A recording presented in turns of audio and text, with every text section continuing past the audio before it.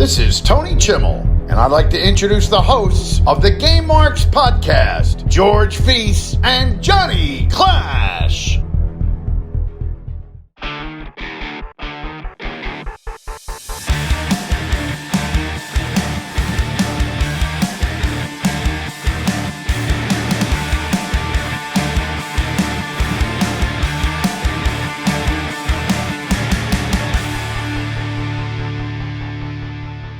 Welcome to the Game Marks podcast, where each and every week we take a deep dive into the good, the bad, and the awesome of wrestling video games. I am the man they call Johnny Clash, and we are live on the YouTube. Yes, we are, and my name is George Feis, and today we are playing Virtual Pro Wrestling 64. Will this game get a play it forever or a future endeavor?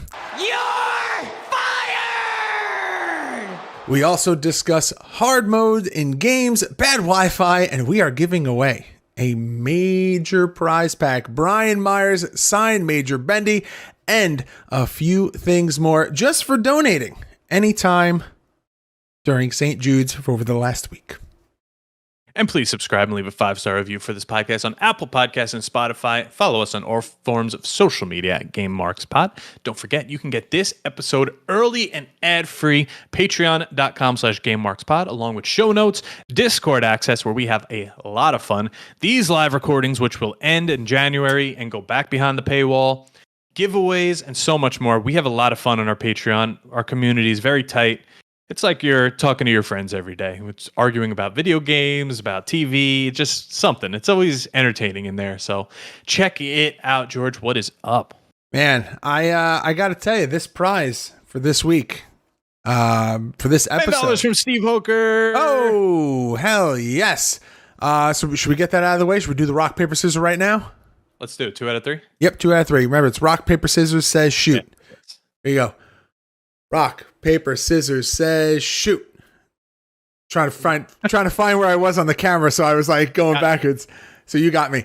Rock, paper, scissors says shoot. Oh, John takes Scissor me, daddy. All right, so I won last time.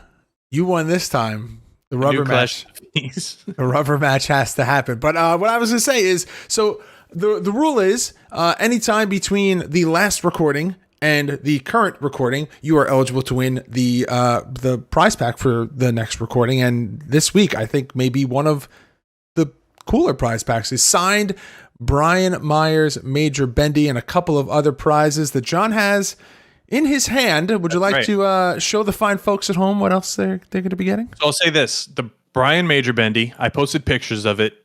It is at Creator Pro waiting for me. He sent me those pictures. I've not had a chance to go get it. So that is there, as well as the 2022 Holiday Toy Drive 8x10. But also, we have the 2021 Holiday 8x10. Now, that's signed by Matt Cardona, Stang, Swoggle, VSK, Maven, Platinum Max, Chris Statlander, Ethan Page, Captain Shoes.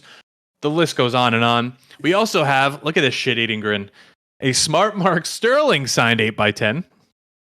We also have, in case you want to sign something, a Smart Mark Sterling pen. There we go. It's actually a really nice pen. I signed something with it earlier. And this Major Wrestling Figure Podcast PBR can, which is also a water bottle or whatever you want to put in there, which is also full of some goodies and stickers. And we're going to throw some other stuff in there as well, some Game Marks items and whatnot. But this is pretty cool prize this week. I mean, yeah, just for donating, you could donate $1 and you're eligible to win. Enter to win. So far, we have quite a few people looking to get this one. And of course, it all goes to St. Jude. It's all for a good cause. We are almost at the $1,000 mark. We are at $952 for St. Jude, which is incredible. We're awesome. A third of the way of our all-time goal, and we're almost at this year's goal. So let's keep going. Let's keep pushing. We're going to keep up with these prizes. George, let's talk about last week. Drunk wrestlers. How you feeling after that one? I still feel the same way. Like Drunken wrestler, sorry. I'm very much looking forward to playing the second one because it just sounds like they took an already fun game concept and added more stuff to it, but still blows my mind that the game was made in such a short amount of time by a 16-year-old kid. Like, it's sometimes you don't need a lot of bells and whistles. Sometimes the simpler games are great, and Drunken Wrestlers goes to prove it. How about you? How are you feeling about Drunken Wrestlers a week out? So I wasn't sure how the gameplay was going to translate to audio, but listening back to last week's episode, it was just so much fun. Like, I was laughing along with us, remembering some of the stuff that happened. But even when I couldn't picture it, like I didn't remember exactly what the move was, and we're laughing and having a good time. That's what games are all about. So more games like this, the better. Yes, I think that we are so used to a certain level of detail and complication in modern wrestling games that sometimes you just need to peel back the layers, make it a little more simple. And Drunken Wrestlers proves that. But we gotta talk about something that I heard you talk about this week on the latest episode of Clash and Burn, which, dude, you're not listening to Clash and Burn. Highly recommend it. It's my good friend here, Johnny Clash's solo podcast, talking about life, music, books, TV shows, everything. Go check it out. But yeah, let's talk about your Wi-Fi issues that you had and what you had to deal with and what you missed because of it. So, as you could see if you're watching, I'm in like another area now of my desk. Like, I said, this has gone too far. This thing's a disaster. I was pushed in the corner here. I had the tower over here. I said, no, we're moving the tower down underneath where it's tucked away. It's not in the way. My feet don't hit it, whatever. I'm now more centered with my monitor, so I have all this space. Like before we did the Play It Forever Future Endeavor, I never had this space around me before. It actually feels great being up here. Like, this is more open. This section, my PS4 is now like, it's right here. Like, I'm good to go if I want to play The Last of Us or Spider-Man again or something. Like, it's right here. I'm good. That's awesome. But with that, I said underneath, I was going to take the cable management and bring it to the next level. You've made fun of me. Our Discord has made fun of me for how poor my cable management has been in the past, because making fun of you is not the way that I am very OCD about cable management. The thing is, so am I. Like, my work desk is immaculate, but this one here at home is not. But I have so much I don't have a single USB slot in my computer, and I already have like an extender with 4 more slots. I know you could probably feel my pain as well. Oh yeah. But I was like, all right, I have these sticky hooks for cable management. I put them all along the desk in some rows.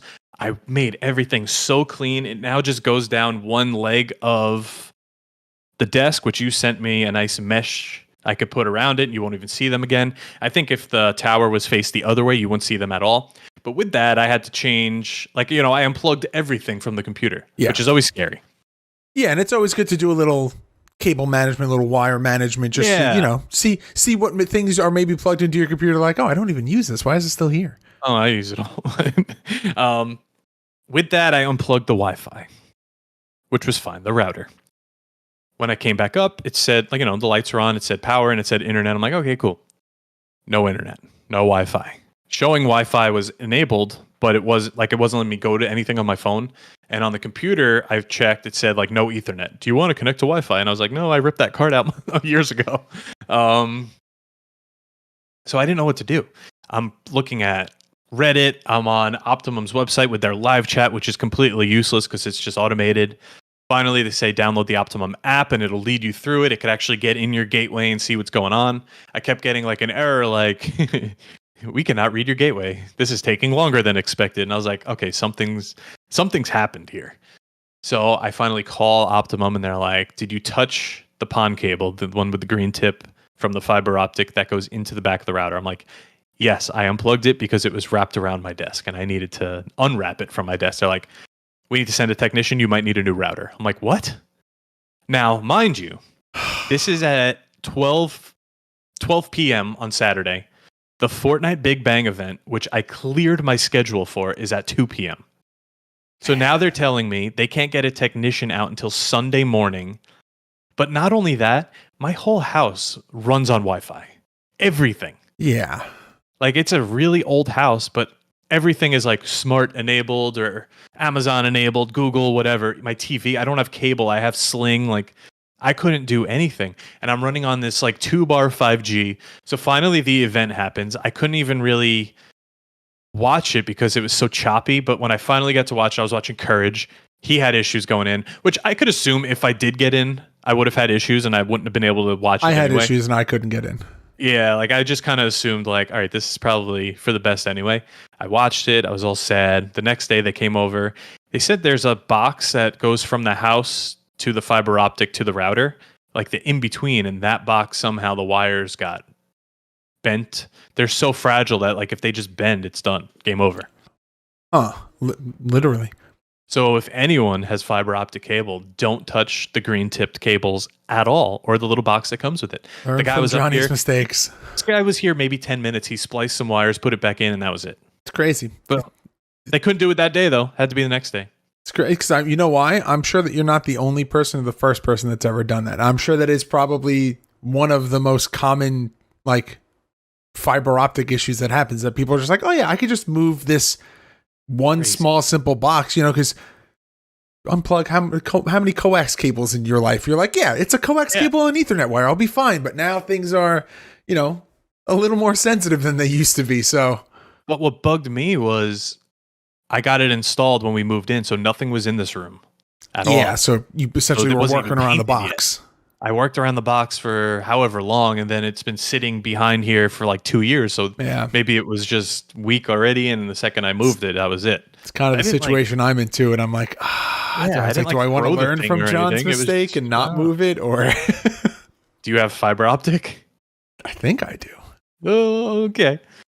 Oh, so that was my dilemma, but we're all good now. I really like being in here again. This is like really nice space now. So it's nice to like declutter your workspace. It's a good like Zen garden, kind of like clear your head. You know that this is the goal. You can focus on this, and that you can make it like however you want. You can, what I told you last week was unplug all the wires from your monitors and stuff, and then just like slide the monitors around your desk and see what like configuration like works with how you want to sit. Like, when you're not tethered to a cable, you can kind of micro maneuver your monitor and stuff, which is like, I've had so many people try to do it with the wires. I'm like, you're going to either A, rip something out that's not supposed to be ripped out, or think that you can't move somewhere because the wire is too short or something.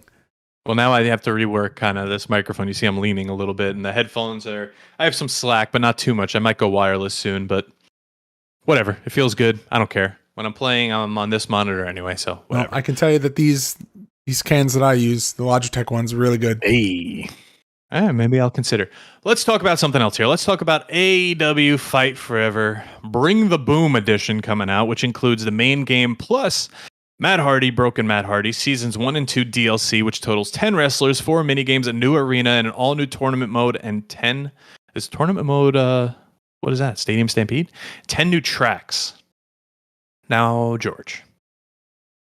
We know already people are kind of over this game. Do you know the price point on this? $60, $70, $89.99. Oh my god!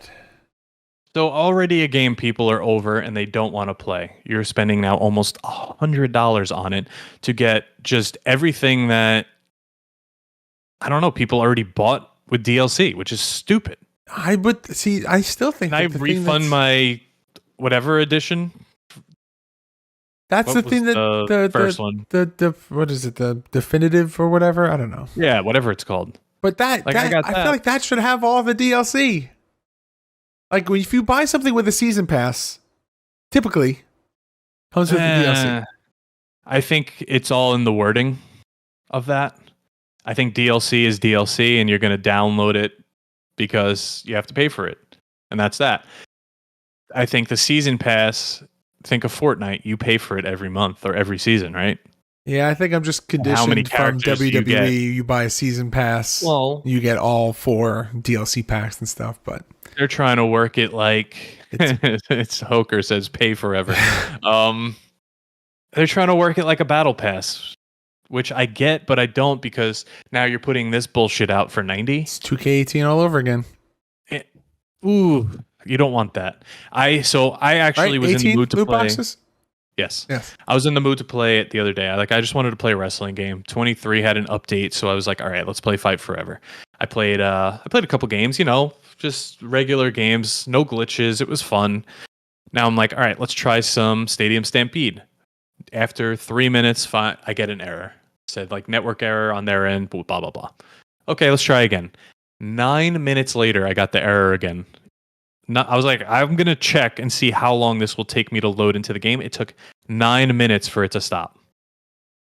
So no one's playing this game. So I went back to like a lights out match and just played a few more, and that was it.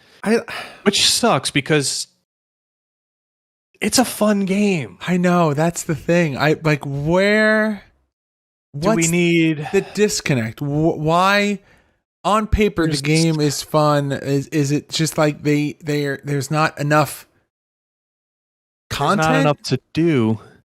Where like WWE games are loaded with content, like different modes and stuff. Like if there was a universe mode and a GM mode in here, maybe it would be different. But all you're getting is whatever, Road to the Elite, which is very repetitive. It's quick. You don't have to keep doing it. And it's just not like fun after a few. Like I enjoyed my first two playthroughs of it, but after that, I'm not going to go back and do anymore.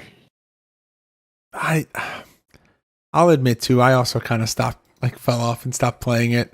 It's nothing to like admit and whatever. I mean, I played a couple Stadium Stampedes. I went through and I played I thought Road to the Stampede Elite was almost there. If more people played it, if they just reworked a few things, I think the movement was really bad. The way the moves were thrown really bad. Yeah. If you just were your wrestler and you had your move set, what's wrong with that? Like maybe dumb it down a little bit, but there was like loadouts with, I don't know, you jump and you do weird moves. You can pick up trash cans and stuff. Like maybe that's a future episode. The rise and fall of Fight Forever.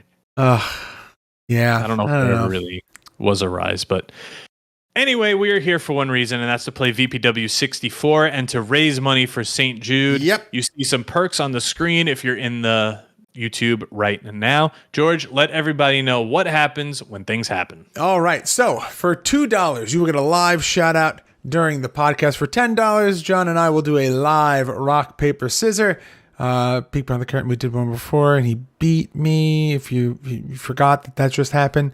For $25, we will compliment each other. For $30, we will sing everything for 1 minute. For $40, we will write off the top of our head a wrestling or video game haiku where you give us the topic. That is a 5-7-5 format, and I cannot wait to do that. Hopefully, for $50, we will we'll do a hot take. Like this is the other podcast, Going Postal, and you choose the topic. We have one that we were going to discuss before we get into the deep dive this week. For $100, John and I will each take a shot. And for $1,000 at any point in the podcast, we will start the podcast over from the beginning. So if we are doing the outro and I'm plugging the social medias and you donate $1,000, we start again from the Johnny Clash intro that you heard before. Will we be happy? Probably not. Will we feel great that we were able to raise money for St. Jude's? Absolutely. So it's give and take, but all of this is for a good cause. It is for Gamebury 2023, where, as you can see on the screen, but if you're listening, we're raising money for St. Jude Children's Research Hospital. Now, we had a donation when we were doing our playthrough from one Mr. Sean Tecker himself. King of the Gamebury. Yes, the reigning, defending, undisputed king of Gamebury. And he would like us to do a hot take, and his hot take is the Harry Potters are Christmas movies. So all of the Harry Potter movies are Christmas movies. Now, I thought that you were going to argue against this, but tell me, make your case here. Well, first of all, they came out originally around Christmas time. I remember at least the first three. Every single year, my orthodontist, when I had braces when I was little, would close down a movie theater, rent it out for only his patients. We would go there. We would get snacks and candy and soda, things a dentist shouldn't give you. And Harry Potter was always the one we picked. We saw the first three that way. And there were other options. Maybe my sister went into another one, but those were the ones I always picked. I don't know if it continued that way because after the third movie, I didn't see one in theaters until 6 and then the final one. It's possible. I might even be wrong, and maybe they just played them for us because we were there. There are Christmas elements to the movies, I think, to a certain point. I think maybe I'll say the first 3 are a little Christmassy. The first one, I think they get the sweaters or something. Yep. There's the fires going. Yeah, it's a little Christmassy. I think once you hit 4 and like people start dying and like Cedric Diggory, as they get darker, the holiday tones kind of leave. But I feel like that's the same with a lot of movies. Like you could say Star Wars is a Christmas movie because you might watch it around that time. They had the Christmas special. That too. But like maybe, there's something like Halloween movies are Halloween. They're horror. Like you mentioned, you watch Nightmare Before Christmas every Christmas. Yeah. Or no, for both. Some people might watch it for Halloween only. Yeah, we watch it for both. But yeah, I have friends who only watch it for Halloween. But I don't watch it at all. I like that opinion, and that's kind of where I was going to say that I agree. Yes, there are some movies that are, you're going to watch the Santa Claus or something like that. Those are, or the Christmas Chronicles, which, came out a couple of years ago. Great movie. But there are Christmas themed movies, and then there are movies that you either watch around Christmas or are not specifically Christmas movies, but were released around Christmas. So in your head, they're associated with Christmas. Like Home Alone 3 is a Christmas movie to me. Me and my sister had that in the VCR for probably a full year. But like there's Christmas in the movie, like there's snow. Yeah. It just reminds you. But we like would all watch the Home so much. Christmas movies? Yeah, but the third one's the best one. We know that. No, but like they all take place around Christmas though. Especially the second one. Yeah. I actually had some points about Home Alone 3 was trending the other day, and I got very excited. I'm like, this is my moment. I made some pretty good points here. Are you going to rattle off the Home Alone facts right now? Why Alex Pruitt is a better hero than Kevin McAllister. He was sick with the chickenpox, and he still won.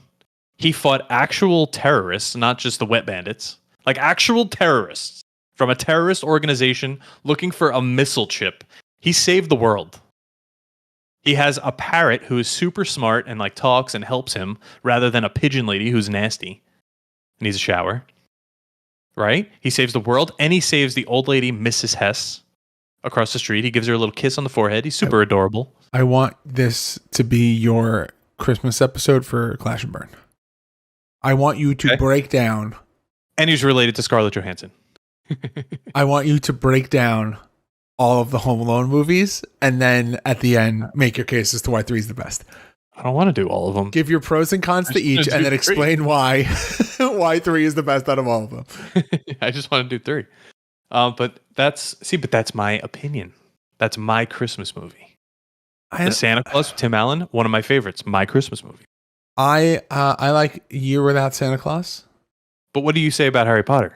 I'm inclined to agree with you. So you and I both had a tradition. I think the last maybe year or two we kind of fell off on it, but separately, without each other knowing that we actually did it until recently, we watched like those were the Christmas movies. Like we would start in the beginning of the December, and then you would like every couple of weeks you would watch one, and then you would like kind of end around Christmas.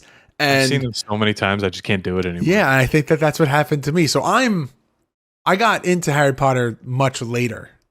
Like it wasn't something that caught me when they were first coming out. So I don't associate it with my childhood like a lot of people do. But when I did finally get around to watching, I was like, wow, these are kind of kicking myself for being such a late bloomer into these. These are awesome. So then I got into that tradition of like, had friends and loved ones and who watched them around Christmas, and I was just like, oh, like Smart Mark.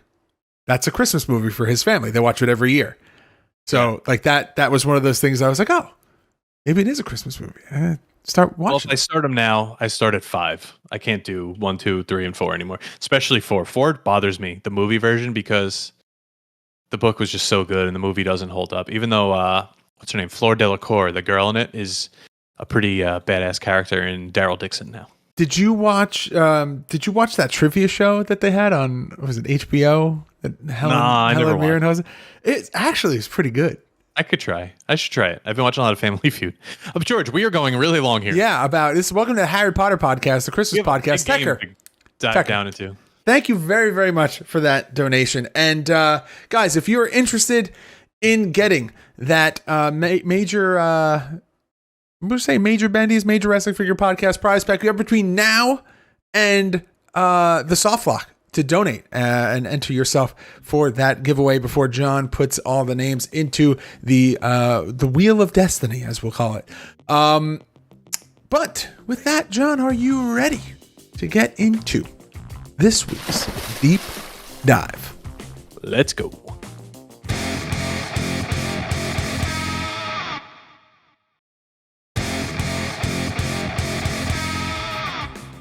All right, real quick before we get into the deep dive, I want to give a huge shout out to all the sponsors of Gamery this year: Best of Batch Promotions, Major Bendy's, Smack Talk Showdown, the Run-In Podcast, and What the World Watch. We appreciate your support, your offerings for the giveaways. We love you guys. Thank you very, very much. Now, Virtual Pro Wrestling 64, released December 19th, 1997. So it's a Christmas video game. I was going to say. For the N64, developed and published by Asmic Entertainment and also developed by AKI Corporation. Other wrestling games in 1997. You've got All Japan Pro Wrestling featuring Virtua for the Sega Saturn, WCW vs. the World for the PlayStation, and WCW vs. NWO World Tour for the N64. Boy, oh boy. So if you are familiar with WCW vs. NWO World Tour, this game, when you load it up, will feel very similar, and vice versa. So this game is actually a sequel to the original Virtual Pro Wrestling released in 1996. That was a PlayStation exclusive, which is pretty cool. Available in the archive. You can go listen to that yourself. This game also features wrestlers from World Championship Wrestling, our good, lovely friends at WCW, but also includes the generic, what you would expect from the AKI, the what would you say, the likeness of some other famous wrestlers from New Japan and All Japan Pro Wrestling.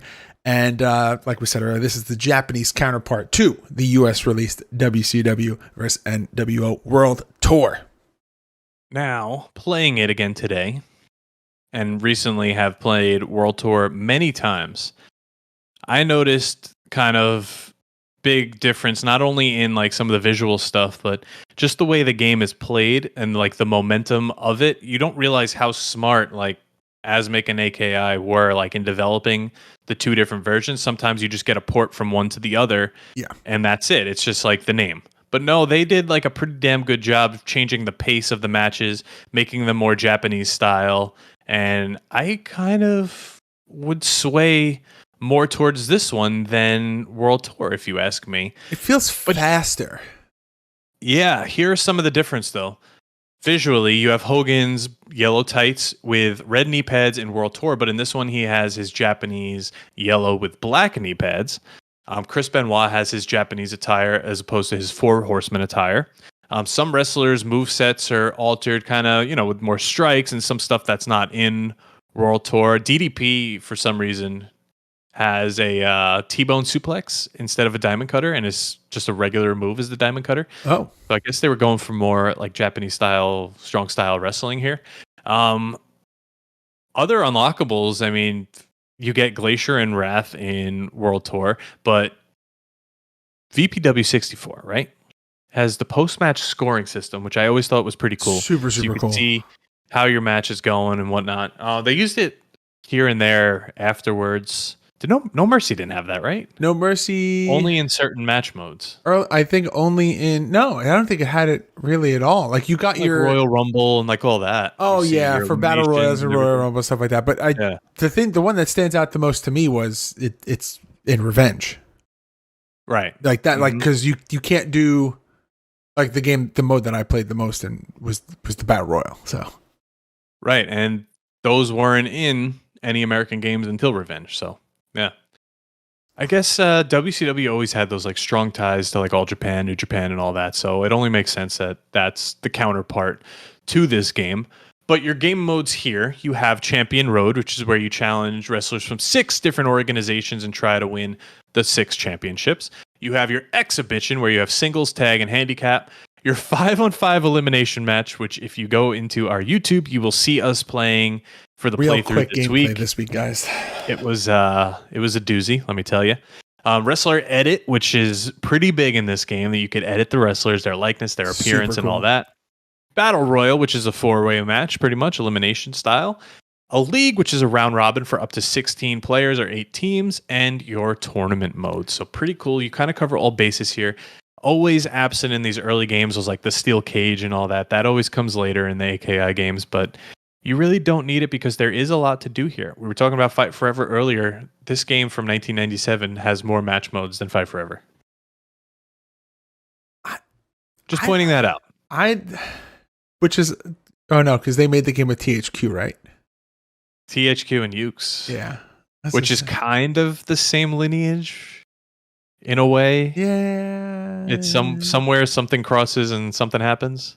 Yeah, I don't know. This game, as a part of the AKI THQ legacy of games, like it feels definitely within that family. But yeah, there's just, I don't know if it's the speed or, maybe it's just the throwback to maybe it not having as many features as No Mercy. Like there's no running grapples. You can't do the crouch grapple when you're getting up from, being knocked down. The pace of the matches felt so fast. Like you could finish a match in like 2 minutes because you're moving so fast. Yeah. Certain wrestlers, you'll see it in the gameplay, have like it's very easy to regain your stamina bar for some reason. And the swaying of a match can happen at a moment's notice. It just, I don't know, maybe it's because we haven't played an N64 wrestling game in a while, but this just felt fast compared to how I remember No Mercy being. I think so. I think the way we also play No Mercy, where we know each other inside and out, it's a little bit different. Like you could finish a No Mercy game in 2 minutes easily. Yeah. But there was definitely a bigger back and forth in this one, and momentum sways and all that. And you played as Liger, and there was just a big gap in skill for some reason. You reversed everything. Your special just shot up after like 2 reversals. It was something to behold. It is on our YouTube. If someone could please explain it to me, if there's something I'm missing, it's got to be the reversals. That's the only thing I can think of. Well, I was throwing a lot of drop kicks you reversed. Speaking of wrestlers, got quite a big roster here. Do we want to go through them? Do we want to do a Google read through? What do you want to do this week? No, I think we haven't read one in a while. We're going to take a quick break, pay the bills here, and come back and read this roster.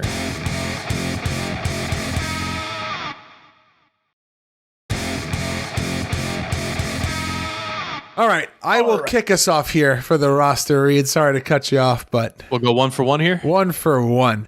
Your roster for WCW is Sting, Lex Luger, Rick Steiner, Diamond Dallas Page, Dean Malenko, Chris Benoit, Ric Flair, The Giant, Scott Steiner, Steven Regal, Rey Mysterio Jr., and Eddie Guerrero. And your NWO, you have Hollywood Hogan, Kevin Nash, Scott Norton, Macho Man Randy Savage, Eric Bischoff, Scott Hall, Buff Bagwell, and Six. Do you have to say Eric Bischoff? Because it's the way we say exhibition? Oh. I don't know. Yeah, anyway. Your NSW, also known as New Japan Pro Wrestling roster for Virtual Pro Wrestling 4, is Riki Choshu, Tatsumi Fujinami, Shinya Hashimoto, Naoya Ogawa, David... Oh, my God. David...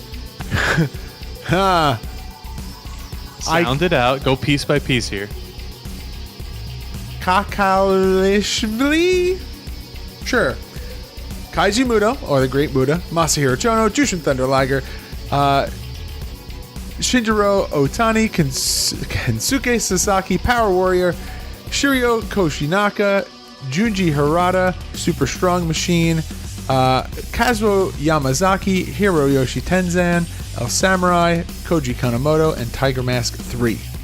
Your EWF All Japan Pro Wrestling roster, Matsuhiro Masawa, Tiger Mask 2, Toshiaki Kawada, Kenta Kobashi, Jumbo Saruda, Steve Williams, Stan Hansen, Jun Akiyama, Akira Tao, Johnny Ace, Matsunobu Fuchi, Rusher Kimura, Haruka Egan, Tsuyoshi Kikuchi, Gary Albright, Hiroyoshi Hase. Your WOU, or the MMA Shoot Fighter guys, you've got Nobuhiko Takada, Yoji Anjo, Akira Maeda, Volkan, Masakatsu Funaki, Ken Shamrock, Masahito Kakihara, Yoshihiro Takayama, Kyoshi Tamura, Dick Ridge? Sure. Minoru Suzuki, Yoshiiki Takahashi, and Boss Root. Your DAW, your hardcore garbage wrestling free agents. You have Junichiro Tenryu, Koji Katawa, Atsushi Onita, what is this? Ing Kanamura, sure.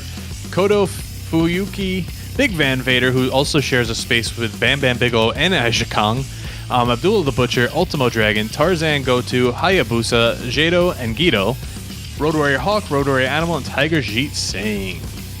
Your ILW, which is Michinoku Pro, you've got the Great Sasuke, Super Delphin, Taka Michinoku, Shunjin Tanako, Great Zebra, Jinsei Shinzaki, Hakushi Gran Naniwa, Dick Togo, Men's Teo, and Yoshiaki Fujiwara. And your unlockable legends, you have Antonio Inoki, Muhammad Ali, Carl Mildenberger, Leon Sprinks, Michael Sprinks, Giant Baba, Giant Zebra, Rickson Gracie, sorry, Soups, Terry Funk, Tiger Mask, Kuniaki Kobayashi, Mil Mascaris, Ricky Dozan, Andre the Giant, Giant Machine, Saiji Sakaguchi, Bruiser Brody, Maurice Smith, oh my god, I'm like going too fast. We are struggling Gordo, this week. Don Nielsen, Dory Funk Jr., Dynamite Kid, Dos Caras, The Destroyer, and Manami Toyota. Man, it has been a while since we've read a roster that long. We struggled. I apologize for all of the names that we just butchered. Need some W there. Let's get into this cover. Oh, okay. I need more than a dubby. Let's get into this cover art here. This is one of my favorite covers of any video game, and I got another space on the wall here. Hey. Might be due for another one. There's no N64 representative. Maybe right there. Oh, okay. It's a beautiful in-ring shot of a WCW arena. Looks like a Nitro arena. It's got all the federations on the apron. It's got some stuff hanging in the rafters, the NWO. It's a really nice cover. Two wrestlers holding their arms up. The Virtual Pro Wrestling 64 logo. It's beautiful. Like, this is what we said the Fire Pro returns should have been, like something like this. Yeah, I got no notes. This is awesome. Big NWO WCW sticker. Might be ordering some artwork. The tagline for the game is so out of place in that script font. So many wrestlers, so much excitement. It is the only thing that I feel is like slightly out of place, but it's still really cool. It's just like that script font kind of comes out of nowhere. You've got this like very Power Rangers-esque style logo in the Virtual Pro Wrestling 64 logo, the NWO and the WCW logo, and then all of a sudden was this like very like brush script kind of font. I'm not really liking the back, to be honest. It's very, very text heavy. It's very jumbled, and then there's just like 5 screenshots that barely show the action. A lot of sunbursts. That's a lot of bursts. But the cartridge is actually pretty nice. It's got the cover art on it. Cartridge is cool. Don't have it here. I thought I did. I looked earlier. It's not in my N64 bin. I could have sworn I bought it at Trading Post a while back, but yeah, I think I was there when you did that. It's somewhere. I don't know. I did go back a few times, so who knows? If not, I'll grab one on eBay. We'll let you know later how much they are. But the art style, it's pretty much the same as the rest of the WCW and really WrestleMania 2000. I mean, obviously more of the WCW games because they're not as drawn out. They're not as flashy as the future Revenge and all the way to No Mercy and whatnot. But I think if you've played one, you've played them all. This one feels great. It's got most of the same physics and animations and all that. So you could pick it up. You can go. It's got the cool spirit meters that go from green, from light blue all the way up to red when you get your flashing special. You use the analog stick to hit the special or A and B together to steal your opponent's finisher. I love the guardrails. I love the outside ring. I love the ring itself. The crowd sucks, but that's okay. We're used to it from World Tour. And you talked about how you played them all, and I feel like we could also talk about that. You're covering a lot of bases there. It's the gameplay style, it's the graphics, it's the presentation. It's what you know and you love. No entrances, but there weren't entrances in World Tour either. It's that same, your guy, revenge, right? Your guy walks out from the corner, does his little, like, whatever that taunt is that he's doing. Sometimes they have like cool taunts. Giant does his, throw the hand in the air for the choke slam. Liger's got a cool one in the corner, and then you just got guys like Scott Hall that just throw his hands up. I'm just like, hey, what's up? This almost, if you told me that this was a mod of World Tour, I would believe you, because it just feels different enough. Like the roster is so much more expansive. The gameplay feels a lot faster. The weird changes to the moves here and there, could take or leave. It doesn't really affect me that much. Like DDP not having the diamond cutter as his finisher isn't like making or breaking the game for me. But I don't know. There's just something about this game that feels different and cool. Can't quite put my finger on it. Menus and stuff are pretty much identical. Oh yeah, but you get that wrestler edit screen, which is really cool. And actually, World Tour had a better one because it had the little icons of the person. This one just has text. And then you see the wrestler next to it. Yeah. But the wrestler edit, it's a big difference. It's something we didn't have in World Tour, and I appreciate and love the fact that it's here. But I don't know, man. What else you got to say about it? I mean, we talk about how much we love the cover. It's the title screen of the game. How do you not love that? Title screen of the game. I really like. Did you know?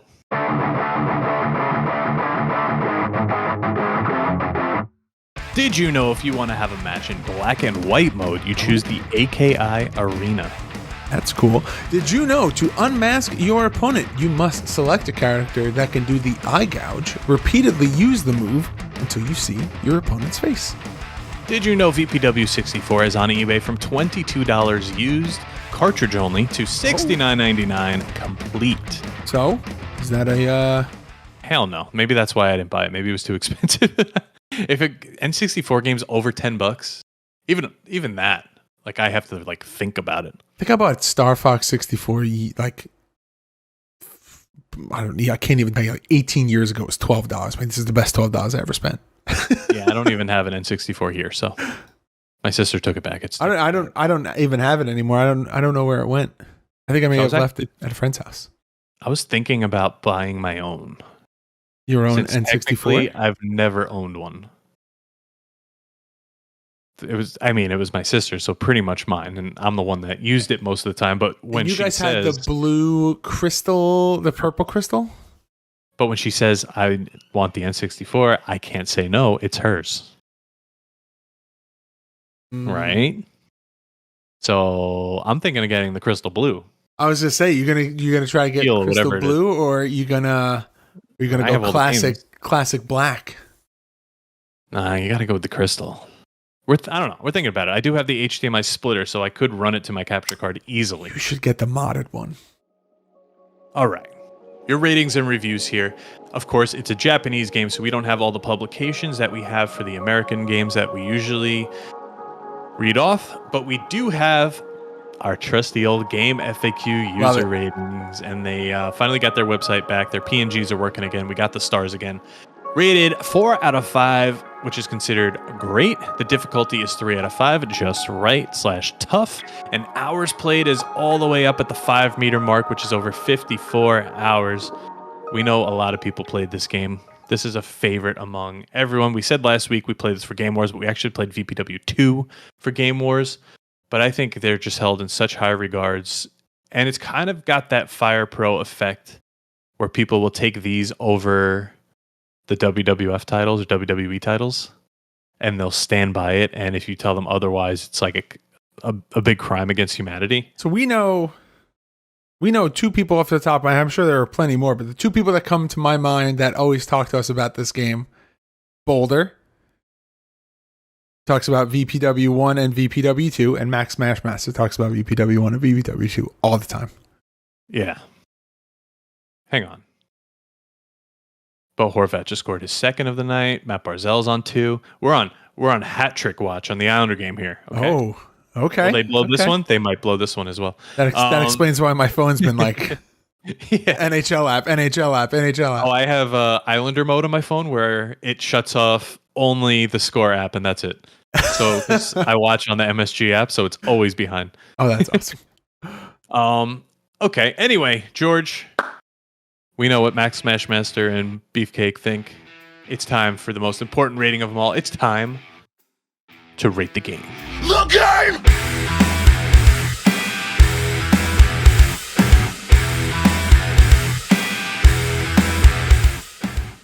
Are you confident enough to 3-2-1 this? No, because I don't. I know what I think. I'm not sure how you feel. All right, go first. George, VPW 64, will you play it forever or future endeavor? You're fired! 3-2-1 it. 3-2-1 it. 3-2-1. 3, 2, 1. Play It forever. Give me your reason first. It's different enough that it feels like it's a separate game. Like, I know that there are so many similarities between this and World Tour, but there's just so much that's different. The roster is bigger. The gameplay feels faster. There's a wrestler edit. Like, yes, it is essentially a clone the World Tour is a clone of this with less, like a smaller roster. But yeah, everything, it feels like a different game. It's the same presentation, but the match just felt great. What about you? So we both future endeavored WCW World Tour on our first ever episode. We did go back to it. What was that? Year 3? We remastered. It was one of our first remasters, I think, for an anniversary. Was that when we had Worldwide joined us? Yes, it was. WCW Worldwide. Brian Barrera was with us. That was year 2. So we didn't give a new rating. We just kept it as is. For me, World Tour didn't have enough. This game felt different. It played different. I said it during the playthrough. I'm like, this one just feels like you're more, I don't know how to put this. Like you watch wrestling, but then you watch Japanese wrestling. There's a difference. The speed is different. The strong style is different. This game had that. Yeah, I just liked it. Yeah, it was cool. You play as Boss Rutan. It's a bunch of strikes and arm bars and holds and stuff. Like, it's cool. Like a who's who. There's just enough to make it different, and it felt. I don't know. It made me appreciate this like generation of the N64 games a little bit more. Like, I was like, yeah, like the early one. Maybe we haven't played one in a while, so picking up that N64 controller again and getting into, I don't know, maybe. It's been a while since I picked up my blue N64 controller. It felt good. It did. Well, let us know what you guys think. How do you feel about Virtual Pro Wrestling 64? How do you feel that it compares to World Tour? Have you played both? Have you played only one or the other? Do you have strong opinions? Let us know anywhere on all forms of social media at GameMarksPod. But with that, we will give you guys a couple of minutes right now while John loads up the Spin the Wheel to make a deal for the major podcast prize pack. So John's going to load in your names. If you feel like making a last minute donation to throw your hat into the ring to win a Brian Myers signed Bendy, a 2023 and a 2022, right? 22 and 21. 2021 and 2022 holiday toy drive signed 8x10 by multiple people, and a whole lot more. A couple other things else that we're throwing in there. A little major prize pack. Whenever John's ready, you can give a little countdown to when we will stop accepting donations, and then we will spin the wheel to make a deal for this week's prize. Soups, Jamie Patterson. Soups, you have won. Congratulations, buddy. Congratulations. You know exactly where to send it because you keep donating and you keep winning. So keep it coming. Congrats.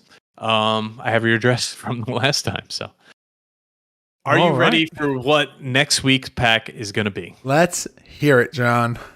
Next week, thanks to our sponsor of this episode, Dubby, you're going to get a Dubby prize pack, which is jitterless pre-workout. It tastes great. I drink it all the time. And you're going to have your own prize pack as well. Plus some GMP swag. So that's going to be a cool one for all you major fitness challenge people and everyone else trying to get swole for the new year. You're going to get a nice pre-workout prize pack. Hell yeah, that sounds awesome. But with that, John, are you ready to dive into this week's Soft Lock? Let's go.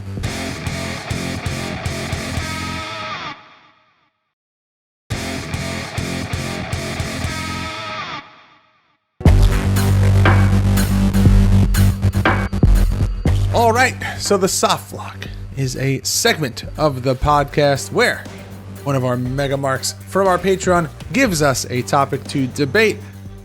Little question and answer. It's a question of the week with a fancy name. And the Soft Lock is brought to you by our sponsors over at W.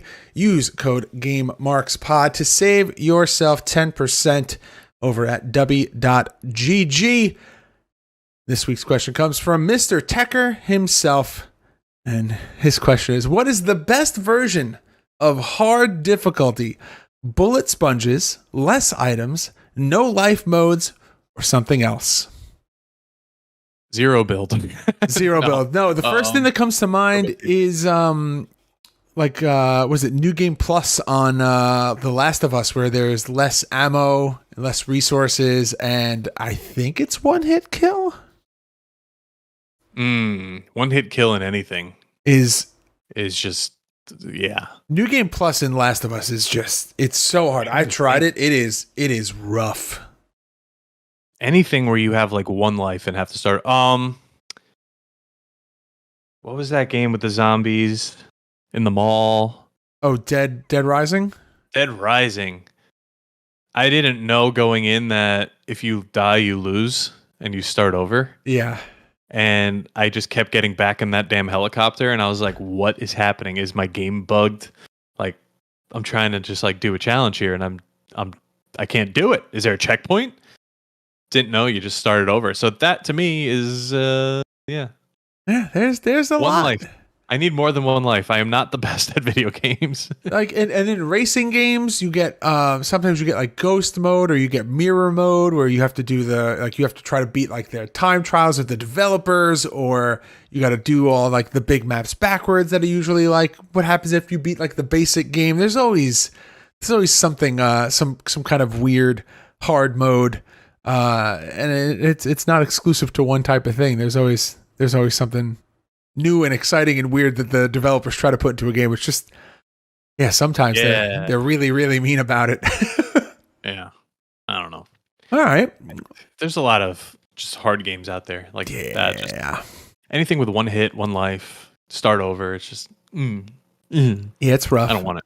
It's rough. Well, let us know on all forms of social media. What is your favorite version of hard mode or hard difficulty? And Tecker, thank you very much for that question. But John, would you like to know what we're playing next week on the podcast? I would. I think it's a good one here. We are going back to an old favorite here as we venture back into the Kaneko Man series. So we play Kaneko Man Dirty Challenger for the Super Nintendo. It's been a while since we've dove into a Kaneko Man game. We recently discovered that there were a couple of more than we thought. We thought that we had kind of wrapped up the series. So we were holding off on the last like one or two that we had left, but we found a couple of more. So very excited to dive into those. So next week, Kaneko Man Dirty Challenger for the Super Nintendo. But with that, guys, please check us out over at youtube.com/GameMarksPodcast for the weekly playthrough videos, the video versions of the podcast, and a whole lot more. GameMarksPod.com/shop for exclusive merchandise, ProWrestlingTees.com/GameMarksPod for our shirt designs, Patreon.com/GameMarksPod for this show, early and ad-free access to show notes, and the live recordings. Once Gameboree is over, those go back to being Patreon exclusive. So if you're having fun coming here and hanging out with John and I each and every week during Gameboree, the only way to continue that going is by joining our Patreon at Game Marks Pod on all forms of social media. And please make sure to like, comment, subscribe, ring that notification bell. Ding, ding, ding, ding. And leave us a review and a rating on both Apple Podcast and Spotify. And make sure to check out the other podcasts that we have. John's got Clash and Burn, and I have Going Postal with Dylan, better known as Swoggle. And if you have a product or service that you would like to advertise on this podcast, please reach out to us at gamemarkspod@gmail.com. Whew. It was a long one this week, John. Thank you very much to everybody for coming and hanging out, and we will see you next week for Kaniku Man on the SNES. Johnny Clash, do that thing. Game over. Barks.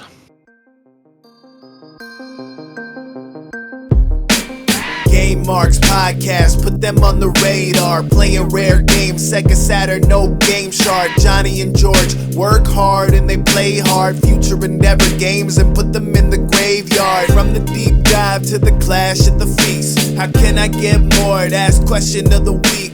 Follow on Twitch, there's nothing that they won't play. Game Marks Podcast every single Monday.